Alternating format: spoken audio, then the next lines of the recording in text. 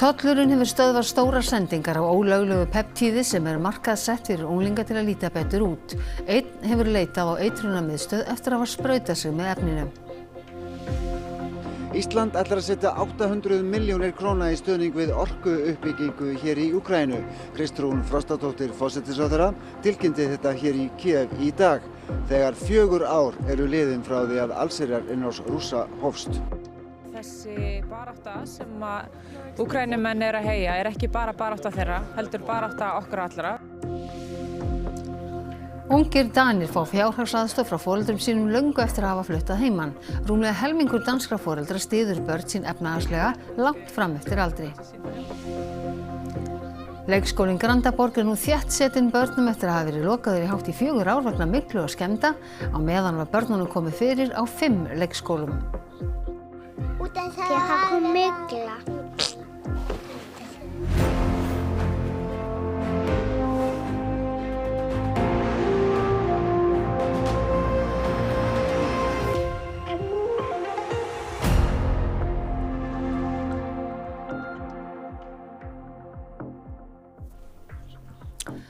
Komiði sæl. Einn hefur leitað á eitrunarmiðstöð eftir notkun á svokölluðum peptíðum og tollurinn hefur stöðvað stórar sendingar af efninu hingað til lands. Íslenskir unglingar hafa sprautað sig með efninu til að líta betur út. Þetta glas af peptíðum sem falt á svartamarkanum fyrir 10.000. Peptíð eru keðjur af amínósýrum. Efni gengur kaupum og sölum aðallega á samfélagsmiðlum í útlöndum og hér heima. Nokkrar tegundir á peptíðum eru í sölu sem seljendur segja að hafi ólíka verkun. Ein tegund á að vinna gegn öldrun, önnur svo laga húðvandamál og þriðja að minnka matarlyst svo dæmi séu tekin. Peptíðin eru seld í vökuformi og þeim þarf að sprauta undir húð. Efnin koma hingað til lands að utan og tollurinn stöðvaði í desember stóra sendingu af glösum með peptíðum. Einn hefur þurft að leita á eitrunarmiðstöð eftir notkun á efninu. Þessi peptíð, við þekkjum þau ekki mikið. Þau eru mögulega bara notuð í rannsóknarstofum og eitthvað slíkt og eru það sem við myndum kalla svona jaðarvörur. Gætu einhver tíman, ef það var hægt að sýna fram á einhverja virkun, verið skilgreind sem lyf, en það ekki núna. Við teljum að ekkert af þessu sem tollurinn hefur verið að stöðva eða það tilkynningar sem við fengið frá eitrunarmiðstöðinni séu raunverulega lyf, heldur eitthvað sem engin veit kannski bara nákvæmlega hvað það er. Peptíð eru vinsæl hjá ákveðnum hópi líkamsræktarfólks en markaðssetning á tilteknum samfélagsmiðlum oft sérstaklega miðuð á úlingum með fullyrðingum sem ekki eru vísindalega sannreyndar. Ýmsum breytingum lofað. Húðin lagast, matarlyst minnkar, brúnka eykst og jafnvel að beinabygging breytist. Notum maður peptíð hættir maður að líta svona út og verður svona. Fréttastofa hefur rætt við nokkrar mæður unglingsstrengja sem kannast við notkun barna sinna eða vina þeirra á peptíðum. Þeir segja að kaupa efnin á samfélagsmiðlum eins og TikTok en að þeir viti ekki hvar efnið framleitt, hvað nákvæmlega þeir að kaupa, hvernig það virkar eða af hverju. Þeir segja unglinga einfaldlega að sprauta sig með peptíðum í von að líta betur út.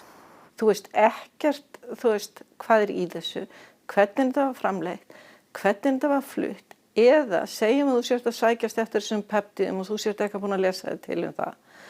Og það alveg nóg að það í efni. Þú veist ekkert einu sinni hvort þau eru í þessu glasi sem þú færð eða bara eitthvað allt annað. Hvaða áhrif getur það haft að einmitt sprauta sig með ykkur sem þú veist ekkert endilega hvað er? Það getur bara haft mjög alvarlegar afleiðingar. Lyfjastofnun hefur talsverðar áhyggjur af sölu og ólöglegum eða fölsuðum lyfjum sem auðvelt að markaðssetja á samfélagsmiðlum núorðið. Rúna segir nauðsynlegt að slíkar sölusíður séu tilkynntar til lögreglu og stöðvaðar. Og það er bara mjög mikilvægt að foreldrar fylgist með því. Þessi samfélagsmiðlar eru náttúrulega bara mjög hættulegir á margan hátt en þegar að ungmenni að fara að kaupa efni og sprauta þessi líkamann, þá þetta komið alveg, það náttúrulega bara grafalvarlegt mál og það bara mjög mikilvægt ef einhver veit af svona síðum að tilkynna það til lögreglu. Ef þú veist ekki, hvaðan hlutirnir sem þú ert að sprauta í líkamann að koma, þá bara betra að gera það ekki. Og þá höldum við til Úkraínu. Minningar fallna hermenn og fórnir almennings settu svip sinn á daginn í Úkraínu í dag, nú þegar 4 ár eru liðin frá allsherjar innrás Rússa í landið. Hópur þjóðarleiðtoga lagði leið sína til Kyiv til að sýna stuðning í verki. Það ótölulegur fjöldi þjóðarleiðtoga, embættismanna og annarra sem hafa komið frá Vestur-Evrópu á leið sinni til Úkraínu. Hérna lestarstöðina í Przemyśl, þetta lítill bær í suðausturhluta Póllands og hérna fer þessi lest af stað áleiðis til Kyiv. Úkraínumenn kalla þetta The Bravery Express. Þeir kenna þetta við hugrekki og það hefur reynda verið ráðist á þessa lest og hún hefur þurft að stoppa vegna sprengjuhótana oftar en einu sinni. Framundan var 700 kilometra ferðalag og það var nægur tími til að hugleiða tilefni þessarar ferðar. Allsherjar innrás Rússa hófst eldsnemma að morgni þessa dags fyrir 4 árum.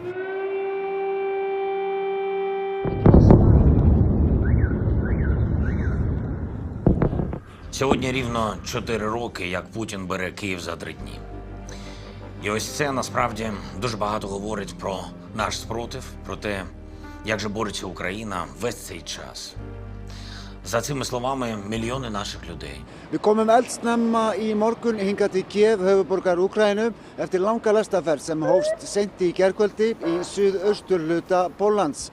Andrei Sybiha, utanríkisráðherra Úkraínu, tók á móti forsætisráðherra á brautarstöðinni hér í Kiev og dagskráin byrjaði innan skams með bænastund í einni af fallegustu kirkjunum í Kiev, dómkirkju Heilagrar Soffíu.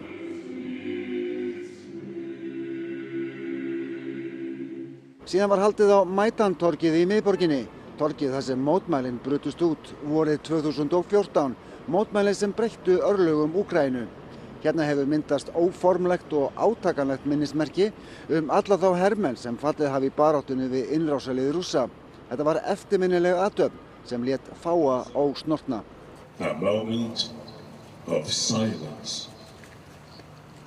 Ég kem með þau skilaboð til Úkraínu að Ísland standi með Úkraínu og við gerum okkur fullvel grein fyrir því að þessi barátta sem Úkraínumenn að heyja ekki bara barátta þeirra, heldur barátta okkar allra. Eftir hádegi sátu leiðtogarnir síðan fundi í bandalagi hinna Vilju. Það ríkjahópurinn sem Ísland hluti af og fylgir sér að baki Úkraínu. Í eftirmiddaginn fengu leiðtogar Norðurlandana og Eystrasaltsríkjanna svo tækifæri til að ræða við Zelenský. Blaðamannafundur leiðtoga Norðurlandana og Eystrasaltsríkjanna með Úkraínuforseta í Kyiv var að ljúka nú bara rétt í þessu.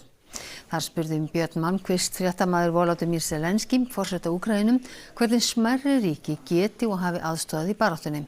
Zelenský svaraði því og sagði allri aðstoð fagnað, en mikilvægast væri að huga að því hvernig ríki stór eða smá geti staðið í veginum fyrir því að aðstoð viðrist. En Ungverjaland hefur neitað að staðfesta 90 milljarða evra lán frá Evrópusambandinu til Úkraínu. How can such small country as Hungary block everything? It means that each voice matters. For us, it's very important to save the unity between all of us in Europe. It's wider than EU, yes, and I think our friendship is wider. 800 milljónir af samþykktum fjárstuðningi íslenskra stjórnvalda til Úkraínu fara til orkuinnviða uppbyggingar í landinu. Þetta tilkynnti forsætisráðherra í Kyiv í dag. Tíðar árásir á raforkuver og aðra innviði leika landsmenn grátt. Það liggur alveg fyrir að Úkraína á betri stað þrátt fyrir allt núna í þessu árásarstríði Rússlands. Þau eru með yfirhöndina í þessu stríði út af samstöðu, út af því að þessar þjóðir komu og studdu við Úkraínu. Þetta þarf Ísland og Íslendingar að heyra og það hefur skipt sköpum hvað við höfum gert. Við höfum verið hluti af bandalagi og það hefur skilað sér. Bandaríkjamenn voru ekki mjög áberandi á þessum fundum og þessum athöfnum í dag og stuðningur þeirra hefur farið minnkandi. Það var eftir því tekið að þeir voru ekki með fulltrúa á fundunum hérna þegar kemur að bandalagi viljara þjóða og það miður, vil ég segja. En Evrópa áttar sig alveg á því að hún þarf að taka sig á, hún þarf að bera þessar byrðar þyngra. Það var hérna fundur bandalags innan viljugu þjóða sem Ísland hluti af. Það búið að vera tilkynna alls konar framlög á undanförnum dögum og í dag. Hvað Ísland að leggja til? Ísland fyrst og fremst í dag að tilkynna 800 milljónir króna inn í orkutengda sjóði. Það hefur náttúrulega verið mjög erfitt í vetur hjá Úkraínumönnum vegna þess að það gagngert búið að ráðast á orkuver hérna og þeir keyra mikið á rafmagni. Hefur gert það að verkum að bæði hafi þau verið án hita og almenns rafmagns og lýsingar. Og þetta skiptir gríðarlega miklu máli fyrir Úkraínumenn og síðan eru líka orkufyrirtækin að senda yfir hér í gámum sem kemur á næstu dögum svona viðbótar hluti inn í orkuver eins og spennubreyta og rafala og fleira og það eftir því tekið að það sé verið að sigla með þetta alveg frá Íslandi. Það ekki auðvelt að búa í landi þar sem að stríð hefur geisað árum saman en íbúar hér í Kiev hafa þó smám saman lært að bregðast við og laga sig að þeim áskorunum sem þetta ástand hefur í för með sér, eins og Jón Björgvinsson komst að. Þegar Rússar hófu sína sérstöku hernaðaraðgerð eins og þeir nefna hana á þessum degi, árið 2022 áttu þeir varla von á að vera í svipuðum sporum 4 árum síðar eftir að hafa fórnað hundruðum þúsunda mannslífa beggja vegna víglínunar. Og varla áttu þeir vona því heldur að lífi hér í úkraínsku höfuðborginni, það virðist á þessum kalda morgni bara ganga sinn vanagang. Þrátt fyrir að þúsundum rússneskra dróna hafi verið skotið á hana síðustu nætur og síðustu mánuði. Árásir á innviði, raforkuver og kyndistöðar gera íbúunum vissulega erfitt fyrir en í stað þess að bugast virðast þeir þvert á móti styrkjast við hverja áskorun þótt fórnir þeirra hafi verið miklar. Skólastýran Olga og til dæmis ekki ráðalaus þegar frostið hér í borginni fór allt niður í 20 gráður utandyra. Тут в квартирі було +2. Я навіть ось що використовувала. Це мій такий міні-камін. І в приміщенні температура піднімається до 10 градусів. Og hún fegin að geta nú aftur haft sig til eftir að hafa varið sem svarar 2 mánaðarlaunum í sína eigin rafstöð. En nú setur hún bara flautu hálsinn. Í staði fyrir fallegt hálsmenn sem hún bar ætið áður þegar hún fór í vinnuna. Він для того, що якщо ти потрапиш під завали, щоб ти міг подати знак. Такі реалії. Olga stýrir skóla með yfir 100 kennurum og yfir 1000 nemendum sem nú líka kennt að gera að sárum og að koma sér í skyndi í skjól í hvert sinn sem varað við yfirvofandi árás. En þeim þó ekki síður kennt að missa ekki kjarkinn þótt þau séu oft á tíðum þreytt þegar loftvarnarflautur halda fyrir þeim vöku nótt eftir nótt. En ómurinn sem hér heyrist þó oftar frá rafstöðvum sem glimja hvert sem litið til að reyna að halda atvinnulífinu gangandi. Люди, виїхали люди. У нас пекар виїхав, у нас мало зараз ті, хто залишились. Í þessari viðarodnaverksmiðju hefur eftirspurnin hins vegar aldrei verið meiri. Svo mikil að starfsmennirnir hér hafa nú fengið sérstaka undanþágu frá að gegna herþjónustu. Я розумію, що моя робота дуже потрібна нашим людям. Його встановити по селі, щоб Fyrir Volodymyr kostar þessi nýja varmalausn nær 500.000 króna en hann lítur á hana sem framtíðar fjárfestingu því hann ekki bjartsýnn á friðarhorfurnar. По переговорам смотришь, что какие переговоры идут. Вон готовит Россия, ракетный удар вот по Киеву будет. Hér býr greinilega þjóð sem búin að læra að bjarga sér í stað þess að gefast upp. Сейчас мы поднимаемся 14 этаж ко мне домой, потому что на данный момент, к сожалению, по техническим причинам лифт не работает. Líkt og milljónir annarra flúði Anastasia með dætur sínar 2 úr landi þegar innrásin hér hófst en sneri tilbaka 2 árum síðar þegar henni bárust skelfilegar fréttir. Це мій чоловік Андрій, він загинув на війні 2 роки тому назад, батько 2 дітей. Anastasia var nú að endurskoða alla framtíð fjölskyldunar og hóf því nám í sálfræði, einkum til að geta aðstoðað hermenn sem snúa aftur af vígvellinum, laskaðir á sál og líkama. Бо багато зобов'язань там навіть в плані сім'ї, грошей, бізнесу і так далі лягло на жінок, коли чоловіки пішли на фронт. І жінки не мають іншого вибору, як залишатися сильними. Ánægja Anastasíu augljós þegar rafmagn kemst skyndilega aftur á eftir 10 tíma bið og því loksins hægt að setja aftur í þvott og kveikja á hítaranum. Bergsteinn, þið ætlaði að fjalla nánar þetta í Kastljósi kvöldsins. Já, við ætlum að gera það. Við ætlum að ræða við unga konu sem eina 6.500 Úkrænumönnum sem hafa flúið til Íslands og leita hér skjóls. Hún hefur verið í tæplega 4 ár. Við ætlum að tala líka við yfirmann sambands evrópska sjónvarpsstöðva EBU í Moskvu og ræða hvernig stríðið blasir við almenningi í Rússlandi. En þau eru líka farin að taka á sig og finna fyrir fórnarkostnaði stríðsins. Og svo ræðum við Jón Ólafsson, prófessor og sérfræðing í málefnum Rússlands þetta. Mjög svo mikið því, takk fyrir þetta Bergsteinn. Þá snúum við okkur á pólitíkinni hér í Reykjavík. Sjálfstæðismenn í Reykjavík kynna framboðslista fyrir borgarstjórnarkosningarnar í vor á NASA við Austurvöll á laugardaginn.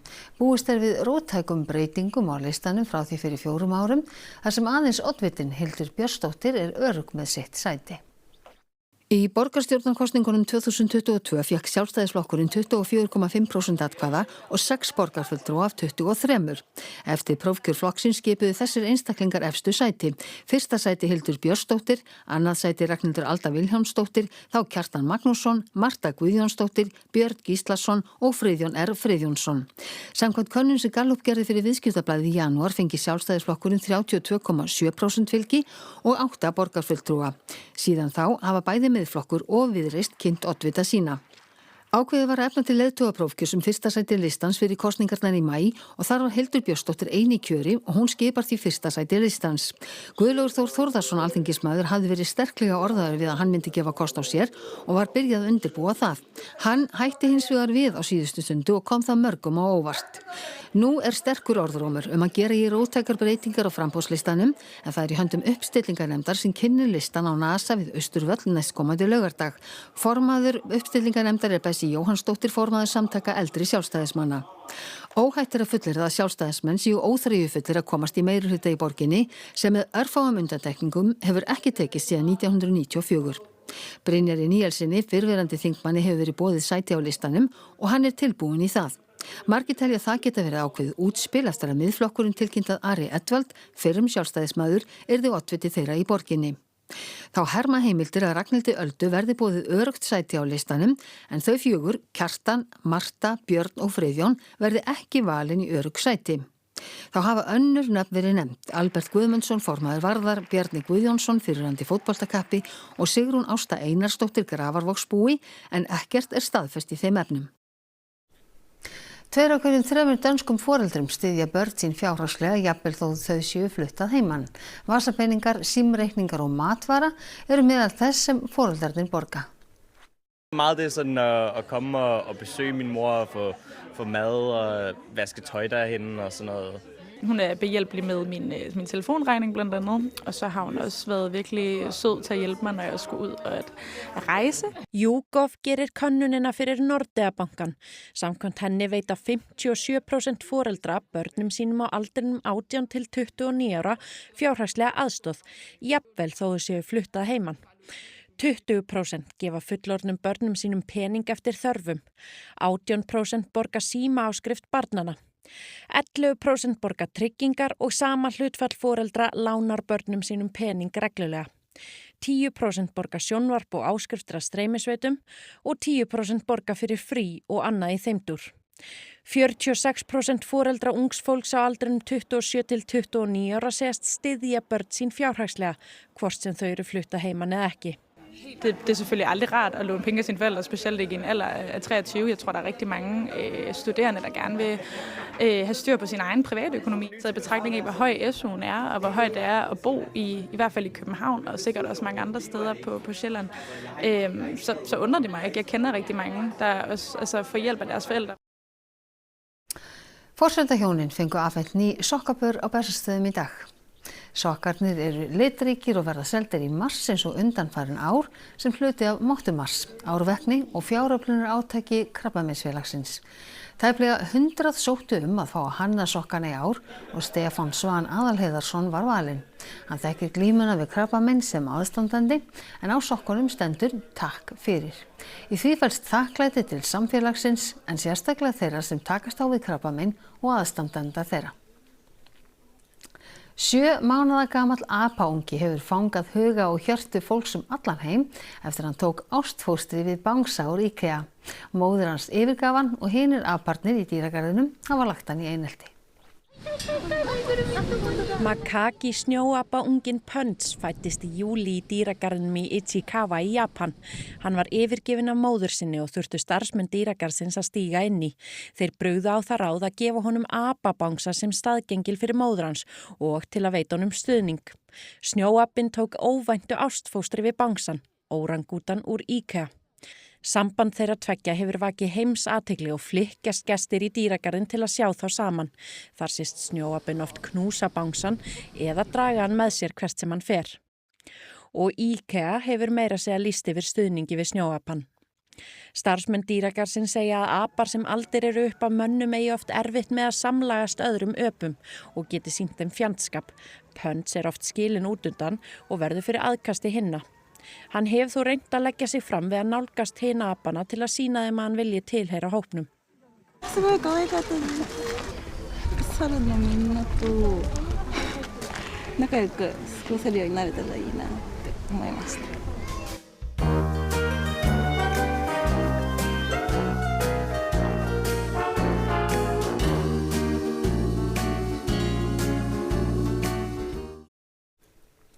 Fimm ára nemendur leikskólans Grandaborgar sem lokað var vegna myglu hægi hátt í 4 ár, þeir fengu að snúa þangað aftur í morgun eftir viðgerð. Í millitíðinni dvöldu börnin á ýmsum leikskólum en mörg þeirra hófu leikskólanám sitt á Grandaborg.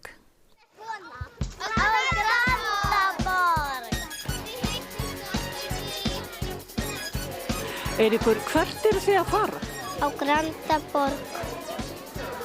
Akkur eru það að fara þangað? Við erum að flytja aftur þar og hún var mygluð.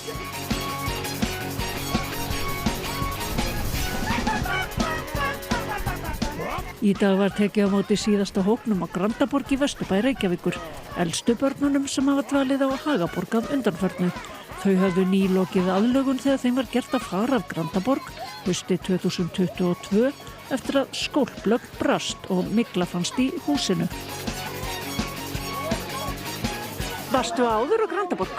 Já, einu sinni. Sem ég var einsós. Manstu eftir því? Já, öllu. Grandaborg er ekki einu leikskólahúsnæði í Reykjavík sem hefur þurft að loka í lengri eða skemmri tíma vegna viðgerða eða endurbóta. Núna er engin starfsemi í 5 leikskólahúsum vegna viðgerða eða framkvæmda. Það eru Brákarborg, það er Árborg, Hagaborg, annað af 2 húsum leikskólans Borgar og Vinagerði. Samkvæmt upplýsingum frá skóla- og frístundasviði Reykjavíkurborgar eru börnin sem dvöldu í þessum leikskólum öll komin með vistun á öðrum leikskólum. Grandaborgar börnin komu víða við á þessum tæpu 4 árum sem leikskólinn var lokaður. Þau byrjuðu að vera á 3 stöðum en enduðu svo í Hagaborg og Gullborg og eru búin að vera þar bara síðan. Þannig að þau voru á 5 stöðum? Já, samtals, já. Að sjálfsögðu þetta verið áskorun að vera á mörgum stöðum. Er gott að vera komin aftur í Grandaborg? Já, þetta er svo gaman að sjá börnin hérna út að leika þegar við vorum að koma á hann í skrúðgöngunni og sjá börn að leika í garðinum. Það var bara yndislegt, sko. Bara hjarta bara tunnum. Af hverju var ekki hægt að vera á Grandaborg? Út af það kom mygla. Það kom mygla. Og er það ekki gott fyrir leikskóla? Nei. Og við þurftum að vera mjög lengi á einhverjum öðrum leikskóla. Reyndar hófst vinátta þeirra Fanneyjar og Guðrúnar þegar þær voru sínu fyrsta leikskólaári í Grandaborg og hefur lifað alla þessa flutninga af. Þannig að þeir eru búin að vera vinkonu síðan voruð 1 árs. Já, og líka 2 ára. Já. Haldið að veri gott að vera hérna? Já. Af hverju? Af því að bara það er svo huggulegt og svona. Já. Og það er mörg herbyggi. Og þá ætlum við að líta til veðurs en þar er von á breytingum og gulum viðvörunum á morgun. Í fyrramálið verður vestlæg átt á landinu og kalt. Allvíða þurrt í fyrstu en stöku él við norðurströndina og það fer að snjóa suðvestan til þegar líður á morgunin. Þegar svo líður á daginn verður vindur suðlægari og þá kemur úrkomusvæði inn á suðvestan og vestanvert landið. Þá má búast við talsverðri snjókomu tíma á afmörkuðum svæðum en austanlands verður að mestu þurrt og bjart. Frost verður á bilinu 0 til 7 stig en það hlánar annað kvöld. En við ætlum að fjalla nánar veðurhorfur að loknum íþróttafréttum. Vetrar-ólympíumótið Paralympics verður sett í Milano og Cortina í næstu viku. Ólympíumótseldurinn hóf ferðalag sitt frá Bretlandi í dag en stendur þátttöku Rússa og Belarússa á mótinu. Sæti í 16 liða úrslitum í boði í leikjum kvöldsins í meistaradeild Evrópu í fótbolta og Manchester United bar sigurorð af Everton í eina leik gærkvöldsins í ensku úrvalsdeildinni. Þetta og fleira til í íþróttum hér að loknum fréttum. Og þá ætlum við að rifja upp helstu atriði fréttatímans. Tollurinn hefur stöðvað stórar sendingar á ólöglegu peptíði sem markaðssett fyrir unglinga til að líta betur út.